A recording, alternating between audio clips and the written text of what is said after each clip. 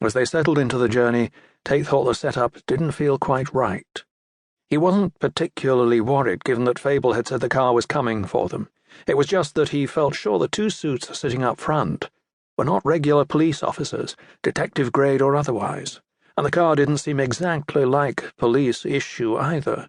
Not that he really knew what the inside of an unmarked police car should look like. He couldn't put his finger on it, but he thought the whole thing had more of a military feel. He asked the obvious question. "Where are we headed?" "It shouldn't take long, sir." That's all the reply he got, and after exchanging bemused glances with Jean, he decided to sit back and keep quiet. 10 minutes later they began to track the Thames to their left, following its dark courses for several minutes until they arrived at a roundabout at the top of Lambeth Bridge. They went straight over and turned right. Jean gave Tayte a nudge, indicating the flood-lit facade of the grey building complex they were heading for.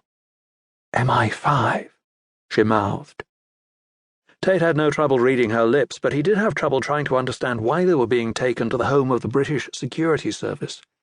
He relaxed a little when the car arrived at Thames House, and he saw D.I. Fable waiting for them.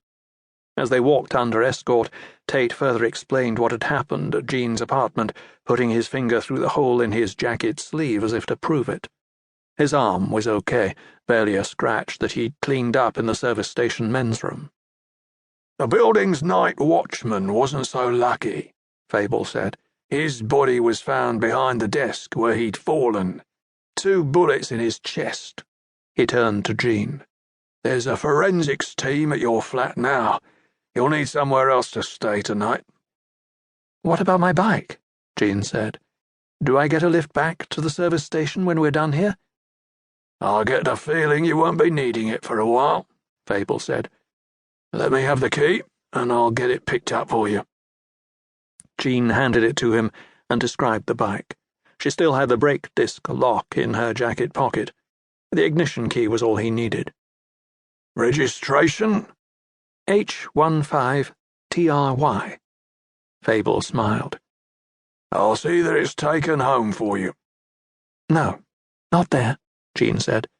To Tayte she added, "Where are you staying?" "The Hyatt Regency in Marylebone." "Have it taken to the hotel," Jean said. "I'll stay there until this is over." They were escorted to a meeting room. There was a long oval table in the centre, with 20 or so chairs around it, and dark windows to Tate's right as he entered. There were 3 other people in the room, 2 men in dark suits and a woman in black and white dogtooth. All wore serious expressions. "Good to meet you, Mr. Tayte," one of the men said. He was a slight man with a nasal tone to his voice. "Miss Summer," he added, greeting Jean. The man didn't give his name, and neither did anyone else. Tayte put his briefcase on the table, and they were invited to sit down. Fable placed 2 manila folders in front of him. "I was going to call you about this first thing in the morning," Fable said. "You told me yesterday you were a genealogist like your friend Marcus Brown." Tayte nodded. Fable slid the folders closer. "We found these at Mr. Brown's home, and wondered if you'd take a look." Tayte opened the folders. The first contained a 3-month-old newspaper cutting of a double murder in Bermondsey, Julian Davenport and his wife. Fable quickly filled Tayte in on the high-level details of the case. Beneath the clipping was a sheet of A3 paper, folded twice. It showed Davenport's ancestry dating to the 1600s, with plenty of gaps, particularly further back, as Tayte would have expected. The second folder contained another ancestry chart much like the first, a left-to-right expanding pyramid of names also going back to the 1600s. The subject on this chart was a man called Douglas Jones, and according to his entry he had died 20 years earlier. Tayte sat back in his chair. "They're ancestry charts." The woman in the dog-tooth suit came back at him before he could elaborate. Her tone was sharp and to the point. "We know that much, Mr. Tayte."